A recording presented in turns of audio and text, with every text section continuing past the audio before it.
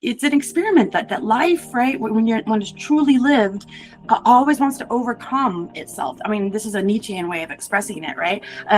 Where what is animating the world, becomes something and in its originality, but then it's already ready for another newness to give birth to something other. And so that all of this is this great experiment. He's trying to hold something that's so much harder to hold, both this indwelling and this impossibility of knowing what that indwelling is, or even the meaning of your life. And that both of those are consummate and necessary if you're going to console yourself with spiritual growth. The true philosopher really speaks within and recognizes that truth in that sense of really having a relationship to the without. But here the false philosopher, who really is the one that has the pretensions to being a philosopher, maybe this is a kind of a sophistry of some kind, but the one that has a pretension to being the philosopher, the know-it-all, really knows nothing at all.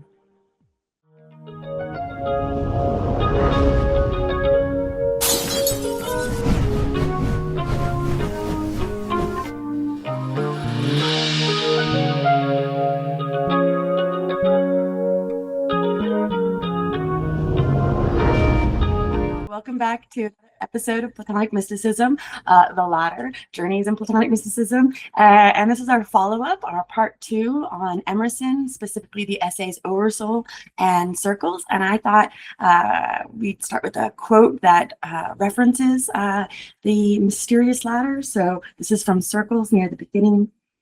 And it's about the kind of great thoughts that we leap into. Step by step, we scale this mysterious ladder.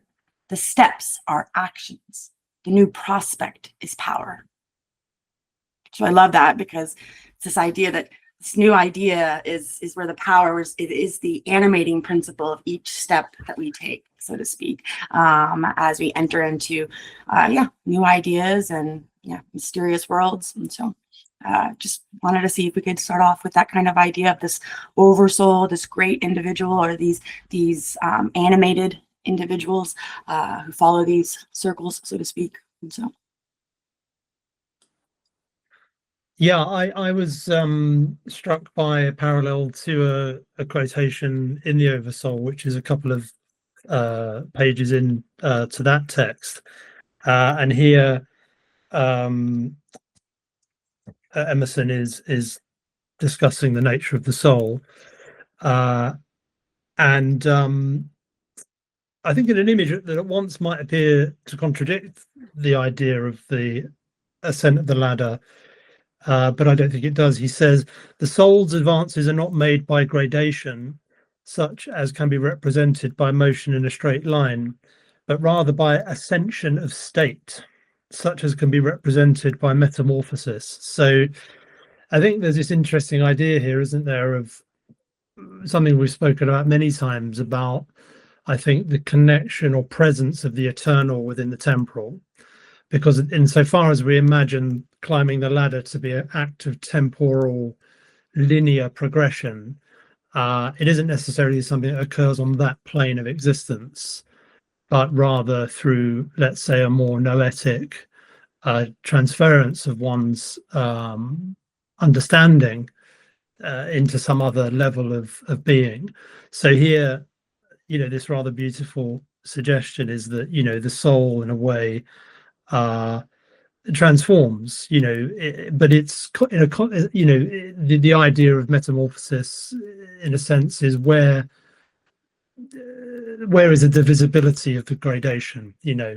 Insofar as a ladder has rungs, in one sense we picture it as being, one step to the next, but here there's some sense of a kind of continual transformation of oneself. and this is what I love. Yeah, it's this circle, this ring, right? That is traversed by, the soul. When we say something like change and transformation, metamorphosis, we tend to think of a constant linear line of progress, right? Rather than a circle that returns anew, this eternal coming back. But that's the connection to a diatoma, right? Where, you know, you have to constantly be giving birth to the same in semblance of the original, where it will be new, it will change, it will look different, but it's always returning again and again and again. And that's what I love about the paradox of a mind like Emerson. It's tapping into that kind of Neoplatonic idea that the circle is ever transforming, but still returning. And so. Yeah, I was trying to find, you know, these essays come together in the first series. First with the Oversoul, you know, which of course you can see elements of the balance he's trying to articulate, that, you know, it's this generative metamorphic development. It's not linear. There's a truth, but it's not exhausted. And everyone's expression of that truth can't, you know, be sort of measurably compared in a reductive way, else it just becomes dogma. But you know, there's even a sort of narrative arc, I think, that you get into this sort of divine contemplation. This is remembering the course I did with one of my professors at Southern Illinois University, Douglas Anderson, that you get to this moment of, you know, trying to get in touch with the one, and those moments where we feel it keenly, and then he gets you back into the Protean, and, you know, even protests. I'm trying to find the quote, a little bit of himself as author, like, what do you want from me?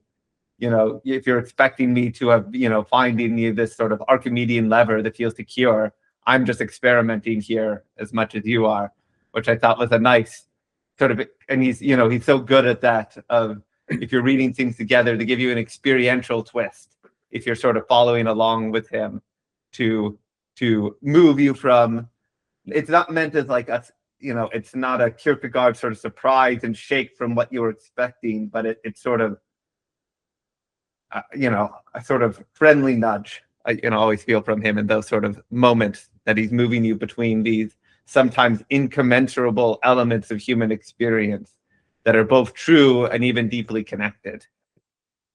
You know, that's so funny. I know I underlined the experimenter stuff. Is it that in the intellect section, or? Yeah, I'm looking now. I wish I could. I just. Great, 'cause it is this idea that it's an experiment, that life, right, when it's truly lived, always wants to overcome itself. I mean, this is a Nietzschean way of expressing it, right? Where, you know, what is animating the world, you know, becomes something and in its originality, but then it's already ready for another newness to give birth to something other. And so that all of this is this great experiment, and also this kind of emphasis on the constructor, right? Like this kind of like, yeah, we can be complacent with what we have, but really the power lies in the construction and the reconstruction, and the painter, so to speak, who finishes a painting and is ready within seconds to start a new one, right? And so, yeah, I love that. I feel like I found the quote, and you can really feel also even the Platonic Socratic way he's trying to express himself. I am not careful to justify myself. I own I am gladdened by seeing the predominance of the saccharine principle throughout vegetable nature, and though not less by beholding in morals that unrestrained inundation of the principle of good in every chink and soul that selfishness has let open, yet into selfishness and sin itself, so that no evil is pure and no hell itself without its extreme satisfactions. He's sort of leading this in with also, like, you know, these sort of contrary forces of insight between sort of, you know, the divine and hellish. But lest I should mislead any when I have my own head and obey my whims, let me remind the reader that I'm only an experimenter. Do not set the least value on what I do, or the least discredit on what I do not, as if I pretended to settle anything as true or false. I unsettle all things. No facts are to me sacred, none are profane. I simply experiment, an endless thinker with no past at my back. And then we don't have to do the whole quote, but which is also very Emerson in this, but then he pulls us back to the stasis. You have this incessant movement and progression, which all things partake, could never become sensible to us, but by contrast to some principle of fixture or stability in the soul. Like, you know, part of the flux for him, and I think makes the essay so beautiful, especially why it's been so influential in American thought, is it's like not just an essay on flux, but it's an essay on flux that's like, where you arrive at ultimate truth somehow at the same thing, and that push-pull is sort of part of the madness that's, you know, a part of this. And there's ways he just rhetorically, I think, sort of puts you in that mood that it's so wonderful. And again, another, like we were talking about earlier, where it's just like very hard to not want the quote half the page. Yeah, I wanted to say something here. We're going to cover this at another point, but I remember the first time that I opened an edition of Emerson and to read from the beginning. And the first text in the volume I have is the introduction to nature, the addresses and lectures. And I'm going to bring this into connection with the Oversoul and what you're talking about here. But there's a sort of well-known opening section of that nature introduction. Our age is retrospective. The foregoing generations beheld God and nature face to face, we through their eyes. Why should we not also enjoy an original relation to the universe? But the point I wanted to get at here is, you know, Emerson, I think, is known for this, his essay Self-Reliance, and this sense here of what Danny was talking about, what you're alluding to as well there, Eli, of how we, the sort of inexhaustibility of the intelligible, you know, the discovery that each of us has to or can seek to undertake. And this is something he says in another way on the very first page of the Oversoul. The philosophy of 6,000 years has not searched the chambers and magazines of the soul. In its experiments, there have always remained, in the last analysis, a residuum it could not resolve. Man is a stream whose source is hidden. So, you know, it's sort of throwing down the gauntlet, isn't it, to say, because of course later in the essay he goes on to enumerate the ways, I suppose, that one can come to know this source and the one God, and so on. But I think that's a very interesting thing about Emerson, isn't it? Is that sort of independent-minded nature of the philosophy, which in a way, as you say, has a sort of Socratic element to it insofar as it challenges us to undertake that journey as well. It says, here it is, you know, discover it for yourself, should you wish to undertake it. So I'm going to read this quote about the soul.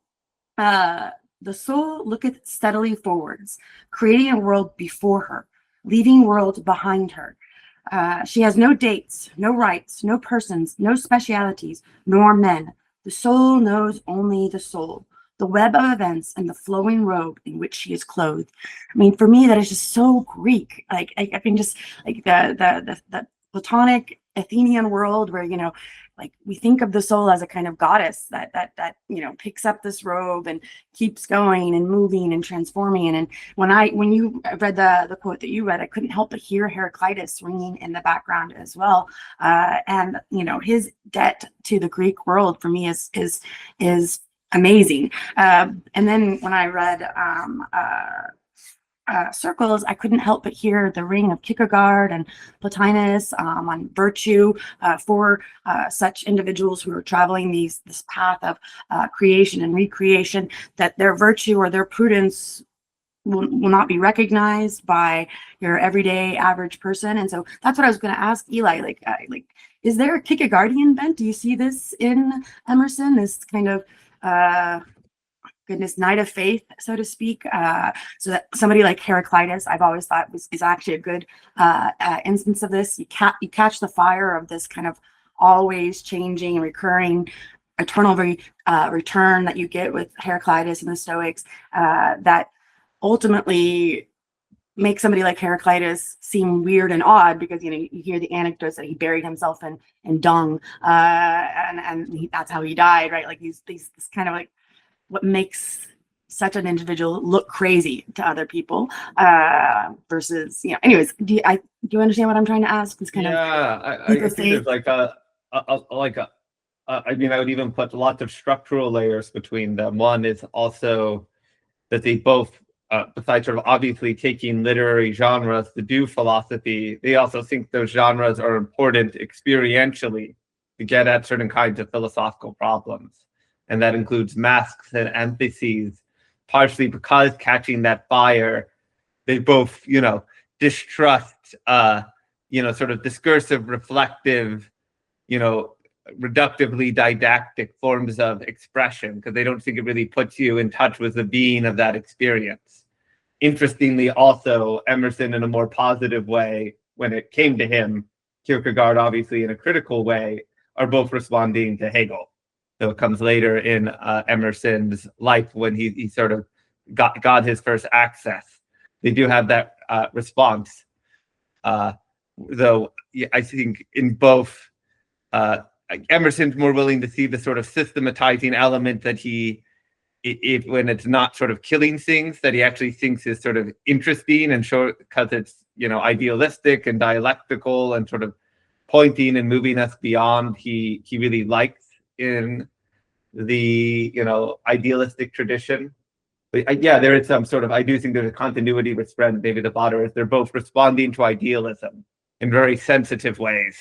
Again, Schelling is another sort of figure floating in the background here, sometimes by 2 degrees, because it's just, he's, reading a lot of Coleridge, and, he's reading a lot of romantics who have these Schellinian elements, but it's also from that reading too, that sort of floating in here as well.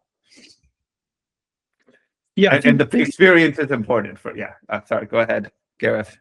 Yeah, well, I think I wanted to make another connection here to something else that Emerson says a little later still in the Oversoul, on the idea of revelation or enthusiasm. And in allusion to what you were saying there, Danny, about if you like, interpreting the kind of madness, as it were, or the apparent madness of the philosopher. He says, the character and duration of enthusiasm varies with the state of the individual, from an ecstasy in trance and prophetic inspiration to the faintest glow of virtuous emotion. A certain tendency to insanity has always attended the opening of the religious sense in men, as if they had been blasted with excess of light. The trances of Socrates, the union of Plotinus, the vision of Porphyry, the conversion of Paul, the aurora of Behrman, the convulsions of George Fox and his Quakers, the illuminations of Swedenborg are of this kind. So I think this is interesting, because this is something we've covered in lots of different ways, isn't it? This connection between the kind of mystical or experiential dimension of philosophy, in so far as, types of philosophical reasoning and discourse are only a stage to a more embodied, one could say, or even transcendent and embodied relation to a higher principle. So it's a kind of experiential, initiatory sort of activity. And I guess in the sense of systemization, that is something which, to a degree, one could say is lost within a purely systematic conceptualization of philosophical activity. I mean, maybe we won't get on to Hegel too much, but I think there's different readings of Hegel in that respect. But yeah, I think it's interesting that Emerson appeals to this kind of image. And he says the nature of them is all the same, they're perceptions of the absolute. So, as it were, I mean, you could he mentions Paul, and you could put this in a biblical context. For now we see in a mirror dimly, then face to face. So the idea that, we see with a kind of clouded vision, but we have a capacity to be blasted with light, as it were, to clear away the obscurity of our vision. Yeah, and then at the beginning of the Oversoul, one of the things that I find fascinating and beautiful is that it's this light, or this illumination is a receptivity, and one thing it's doing is engaging us to obey, right? And so the kind of strange paradox of these amazing individuals that Emerson sees seeing the absolute, he also recognizes it as a fundamental reception of something more than just the average everyday animating force. So I was looking up this quote from Anderson, who I was talking about, who has an essay called Emerson's Platonizing of American Thought. And I'll just read it because I think it gets to this sort of experiential, poetic way of doing philosophy that Emerson identifies he's in the tradition of, though might want the more expansive word even than philosophy itself to express it. Quote, "In my ongoing encounters with the history of philosophy, I learned that the philosophers who kept me coming back for more readings provided more than argument and history. In some fashion, they were engaged in poetry, in the broad Greek sense of the term. The rich texture of Plato's dialogues and the nearly untranslatable multiplicity of meaning in Augustine's confessions," which is one of the other things that made me think about this in these essays, exemplify this other dimension of philosophy. The American tradition, even prior to Emerson's American Scholar, appropriated this way of doing philosophy, and we see its import in thinkers as diverse as Jonathan Edwards and Richard Rorty. Its strongest and most intentional moment nevertheless appears in Emerson's writing. This fact, however, brings us to a curious impasse, because for many argument riffers and intellectual historians, Emerson does not appear to be doing philosophy. For most of the 20th century, his work was only lived in literature programs, never in philosophy programs. Indeed, this has not changed much even today. Emerson's insistence on the poetic dimension of philosophy thus makes him a key figure for what Anderson's own work, what he calls philosophy Americana, where the borders among disciplines are found to be, in a Peircean way, more indefinite and more fluid. I think this is beside a few historiographical issues about how Emerson talks about himself, this is another big block that, for just the reasons you were pointing to, Gareth, and partially because of how he thinks about the oversoul and what reception of insight is like. You just cannot rely on, a treatise argument to get people into that experience, never aligned to be sort of receptive to it yourself. So he really resists that kind of philosophizing, for that reason. Yeah. I think any true philosopher with their grain of salt would, resist that kind of philosophizing. I mean, with the Neoplatonists, you get above the philosophical, intellectual virtue, the theurgic, right? And that the theurgic is not necessarily the discursive, the argumentative, like dialectics and all of these things are supposed to be preparation. The ancients call it a gymnastics, right? A training of the soul to be able to be receptive to this phanes, this epiphany, this more than. And definitely I see Emerson as steeped in that importance of, we make arguments, we do all these things, but not for the sake of argument's sake, but for the sake of living these things. And so very much a part of the Hedonian conception of philosophy as a way of life. But, Nietzsche's going to pick up this torch as well, right? Where he's going to say, I'm not a philosopher anymore. I'm not a scholar anymore. I'm a Zarathustra, right? I'm something that has to live these things, that has to create stories and reinvent mythologies so that people are startled back into the meat and potatoes, if you will, of what philosophy really is.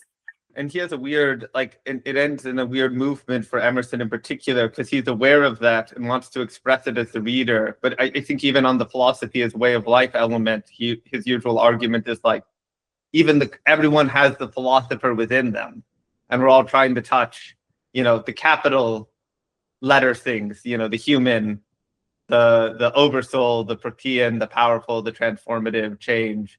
And so you have to be careful within yourself of sort of holding on to the name, as even he says in circles, a little too much. And so he's actually very clear of this is what he likes about Goethe. I want to be the most human I can, which will mean I'll be the philosopher living the life, but I'll also be the merchant, I'll be the father, I'll be the son, I'll be the old person, and I'll have different fluctuations and emphasis of that. There's a whole interesting essay too on how he read Thoreau and in fact edited his collections to try to express this, but it's led to a whole misunderstanding of what he thought philosophy was and why he read Thoreau as a Stoic that a colleague of mine, Matteo Stetler, wrote. But it also sort of reveals this way of thinking, which I think is hard for people to follow sometimes because they think like, well, he purposefully obfuscates the philosopher.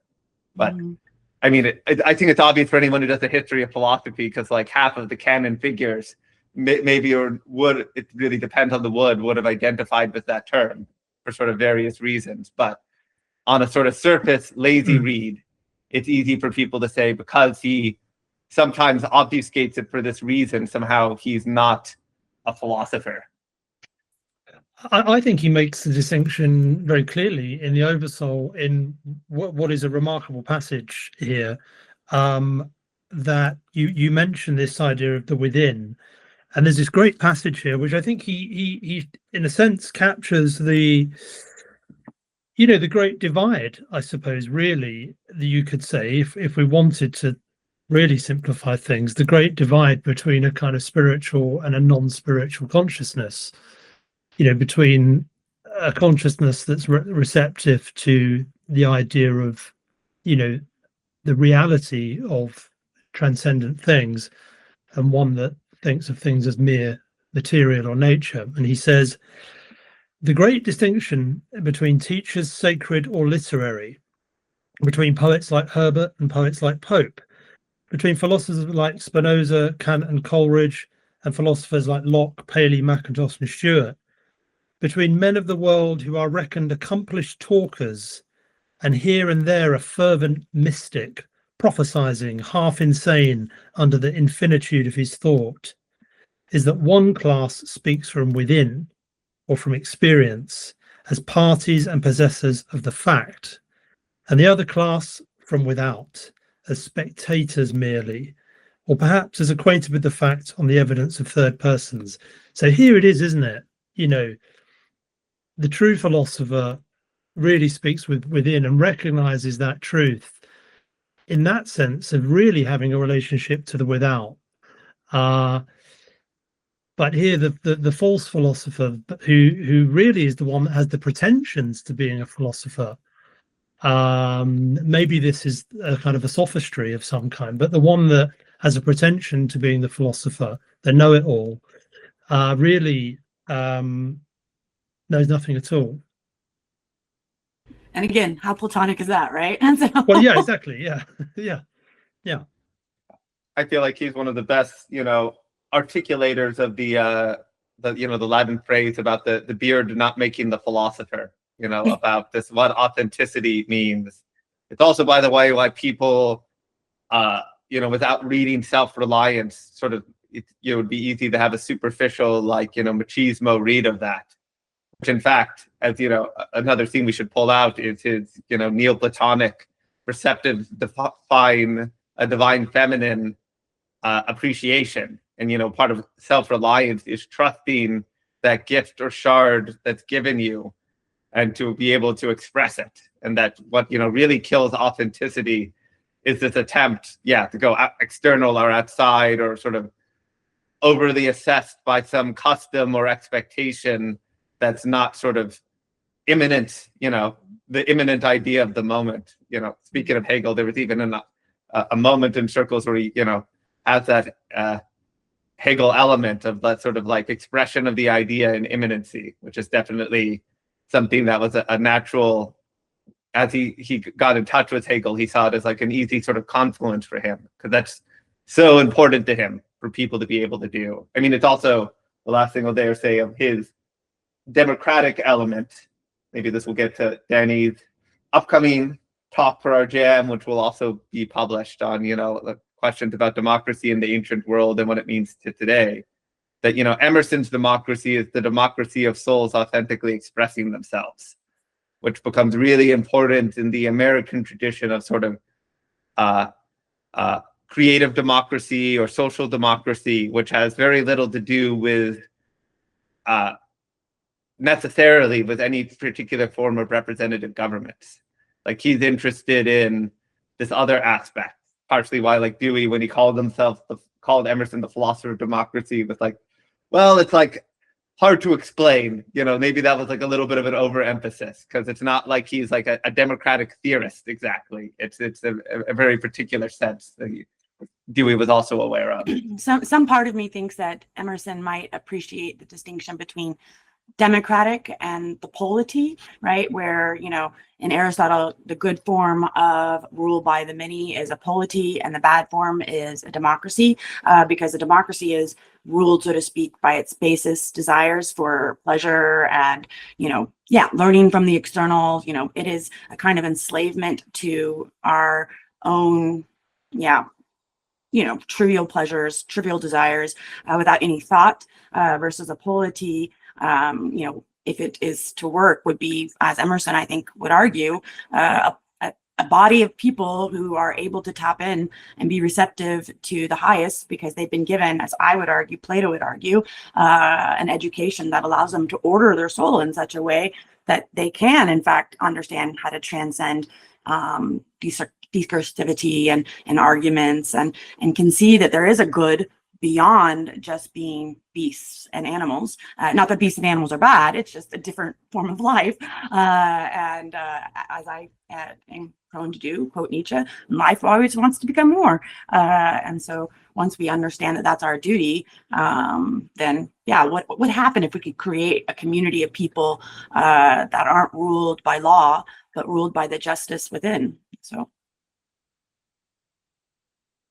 Yeah, I'm really struck again by this sense of how he distills the complex into the simple, or again offers up the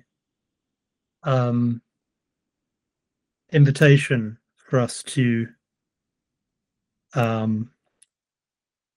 part way with our vanities, as it were. The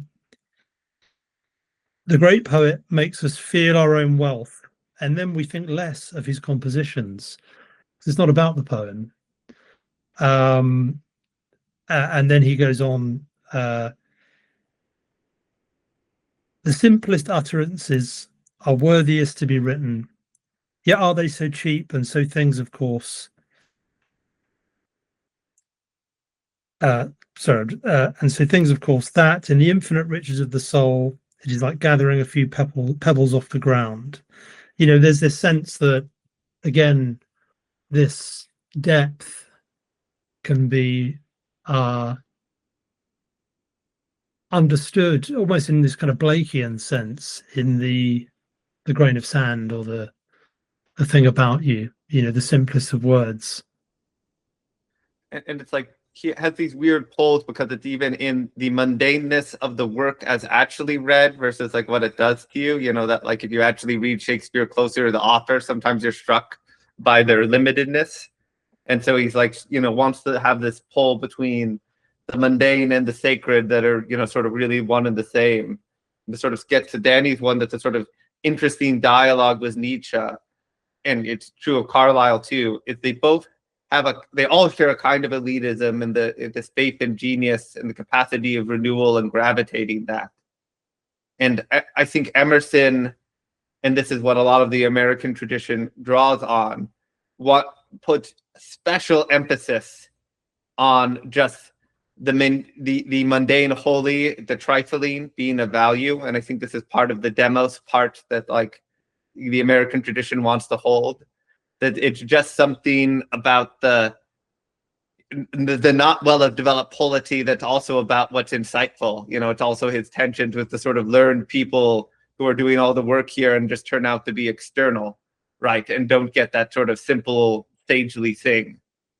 And I ought to say, like, he it's hard to articulate, because again, it's like he wants to get it with all this sort of experiential nuance and depth. But I think he like holds, like many Americans do, of this. He does it in the Education by Action in American Scholar, that there's something about the sort of the sort of thing you talk about, Danny, like the simple cattle rancher side of the sort of heroism cult of genius versus the elite institutions revival of the folk of a nation.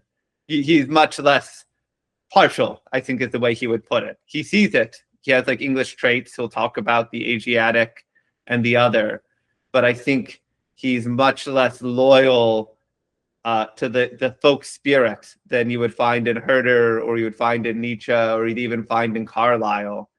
Like, you know, you see it sort of descriptions of American experience, despite what people imagine, or something much broader for him than the sort of partiality that he thinks can be like a little too overweening. Maybe he's more Neoplatonic here in a way than some of those figures. I don't know.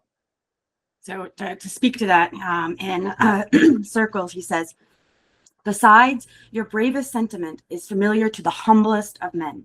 The poor and the low have their way of expressing the last facts of philosophy as well as you. Blessed be nothing, and the worse things are, the better they are.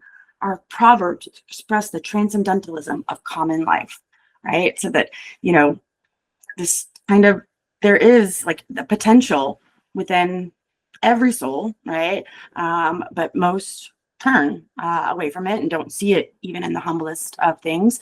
And so this, I don't know, I would argue, and then maybe I'm wrong, please correct me if I am, that it's a similar thing to Nietzsche, where when you express these elitist things, you're actually trying to poke the bear, right? Like you're trying to remind, you know, people that like, you too, right? It's, I don't know, but maybe I'm wrong. It feels to me like an initiation, like here, there's these great individuals, but ha ha ha, I'm poking you to remember that's also you, right?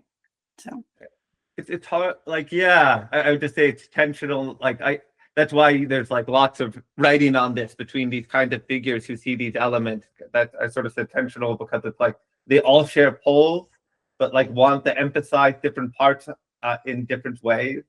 And the only reason I say this is at least the reception of Emerson in the US versus the sort of reception of Nietzsche, particularly texts of like, you know, on the state of our educational institutions and the ones that are sort of given image of how we do this, is like out of Emerson, you get John Muir, Aldo Leopold, a lot of nature writers.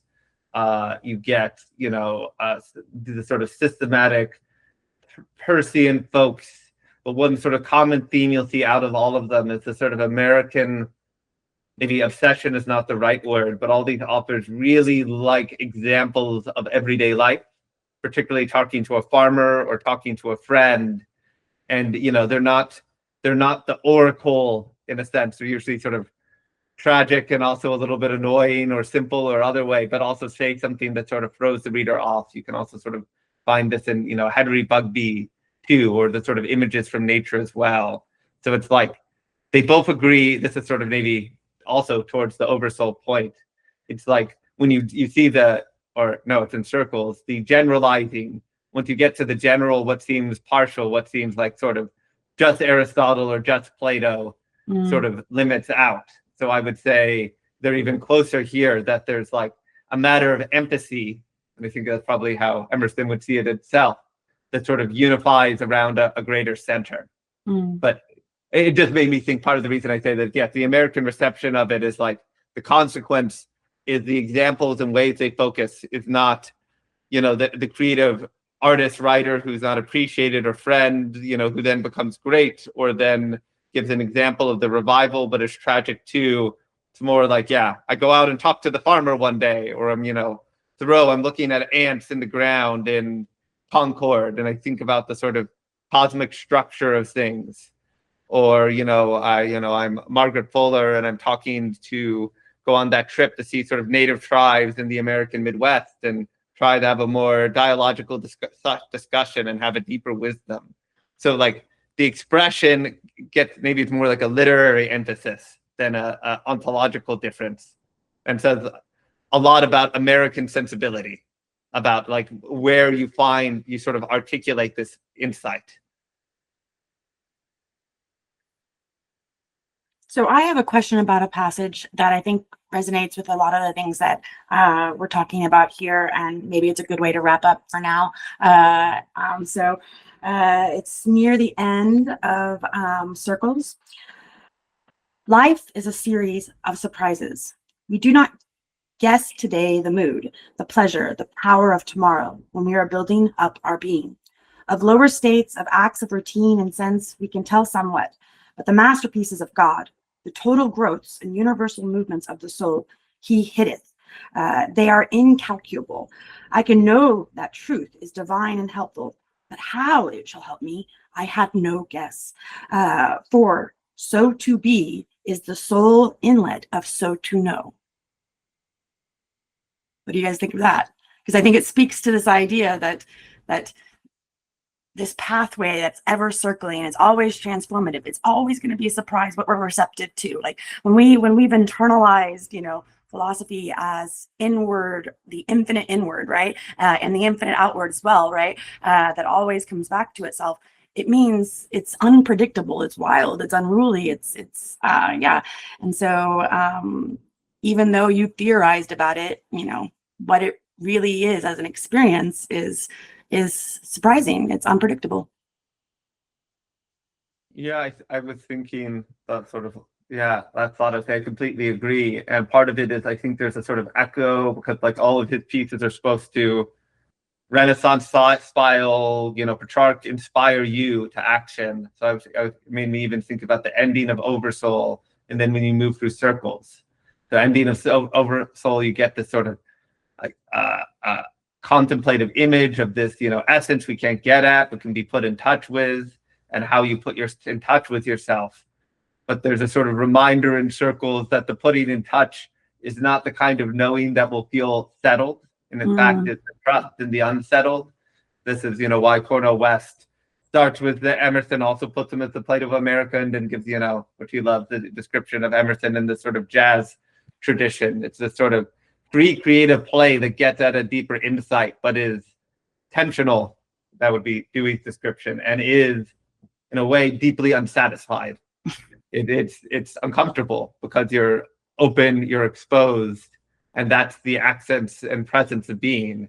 It's not going to be this stasis with the oversoul, and it's not going to be knowing in the sense of knowing comes next. I mean, and I just felt there's time for Emerson's therapeutic, because I thought the circles, one particularly for me of the complex of that, was just like those frustrated moments in the tension between trying to figure things out and where you don't feel progress. It's, part of I feel like the thing he wants to console you for in circles, that it's just not the kind of thing where you are going to feel satisfied that you know what your spiritual progress means. And that's why it's painful. And it doesn't mean it's not present in you. It's just the nature of the experience. It's the erotic, right? Gareth, Yeah. you would have last thoughts. Yeah. Okay. Yeah. So maybe I'll leave us with something which I think comes back to things we've talked about before, that relates to this passage in Circles, and it's a Platonic idea, and this is from Montaigne's essay on practice. Practice is no help in the greatest task we have to perform, dying. We can, by habit and practice, strengthen ourselves against pain, shame, dire poverty, and other occurrences. But as for dying, we can only essay that once. We are all apprentices when it comes to that.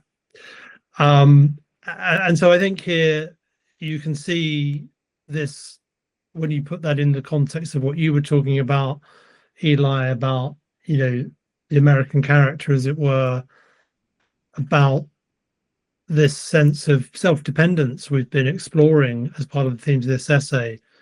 I think this leaves it at an interesting point on the question that you asked, Danny, of this passage in Emerson as to quite how we understand that. And I think the Montaigne passage is one that relates to it and leaves us some space to contemplate that a little further. Yeah, because death is the greatest mystery, right? I mean, he even has a Heidegger. I mean, we think, that he describes death as something because you can't get past it, you don't even know the meaning of it, of your own being. There's something like, even with that American, I guess, very last thing I'll say, because this is one all my grumpy teachers would be happy for me to repeat, that things like Stanley Cavell, who has this very post-structural reading of Emerson myth, is Emerson's attempt to hold both. He's not like Cavell's not a postmodernist, but he's not someone of flux and lack of desire and being, and sort of lack of immanence, though he recognizes the impersonal elements. He's trying to hold something that's so much harder to hold, both this indwelling and this impossibility of knowing what that indwelling is or even the meaning of your life. And that both of those are consummate and necessary if you're going to console yourself this spiritual growth. And like, it's like really hard. And that's why he wants to give you the experience that he knows there's no like putting into words just how both of those happen at the same time. Yeah, and it's this amazing,